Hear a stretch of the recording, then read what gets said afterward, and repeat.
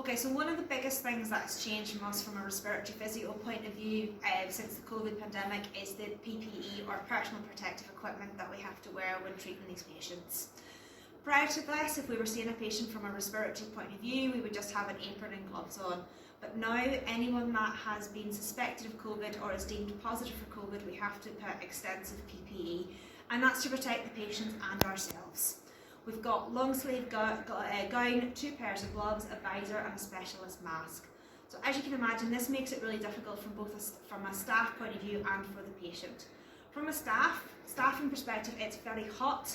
It can affect your concentration, you sweat quite a lot in it, you can't really move about a huge amount in it, and you can be wearing it for prolonged periods of anything up to 4 hours.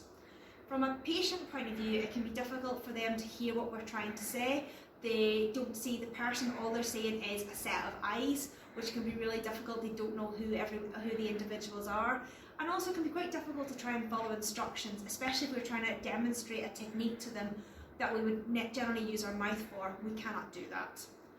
One of the other big things that we've not been doing since this is using a stethoscope. The reason for this is the infection control risk with it.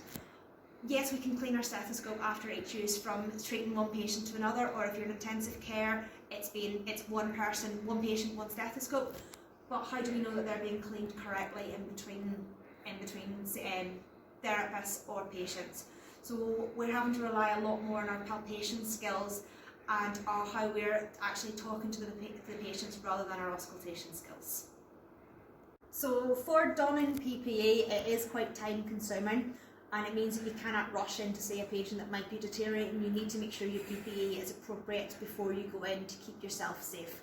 So what we've got is, the first thing is a plastic apron. This is because our long sleeve gowns are not water resistant, so this is protecting us from bodily fluids and that as well with it. Then we've got a specialist mask known as an FFP3 that we're fitted for. So these go on, and we're looking at getting a nice tight seal with it.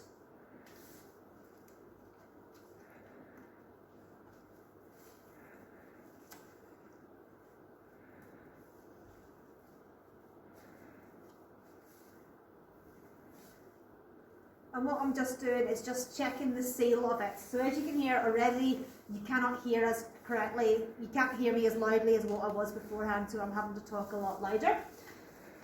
Then we've got our gloves. So we've got 1 pair of gloves, followed by our long sleeve gown. So this will totally protect me. We've been quite lucky that when we've been in intensive care, there's always been someone to help us to get ready with these. So they're there to help, to make sure that every bit of us is covered. And I'll just time that.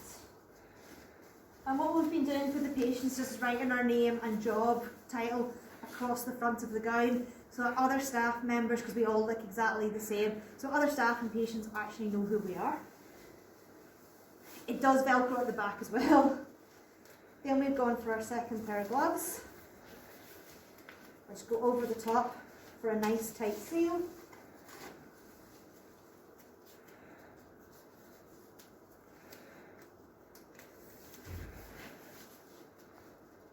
so.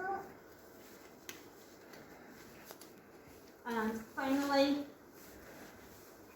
we've got our visor.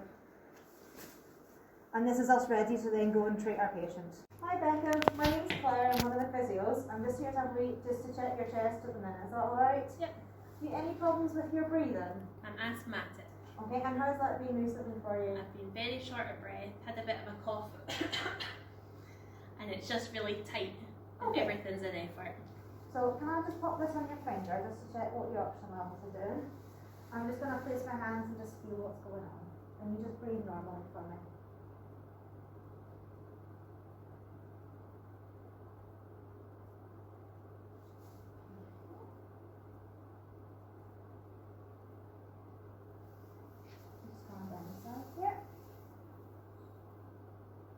Do you feel like there's anything stuck in your lungs or anything? You're trying to cough up and it's just not coming. It feels like it's quite deep down. Okay. Fair enough. Oxygen levels are looking pretty nice. Absolutely fine. Keep that off.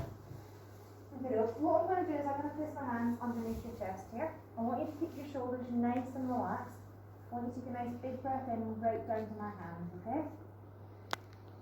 Hold it, 2, 3, and out.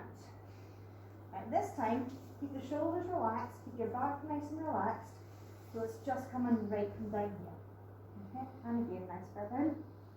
Much better, and hold it, 2, 3, and out. And again, nice breath in. Hold it, 2, 3, and out. Kneel to give me a nice big cough.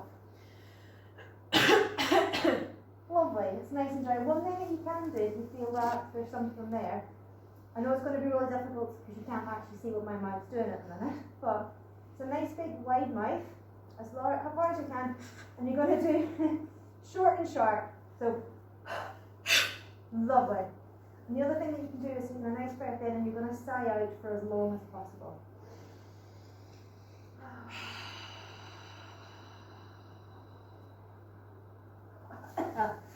Lovely. Well, that's just letting us know if there's anything there to cough up out of your chest.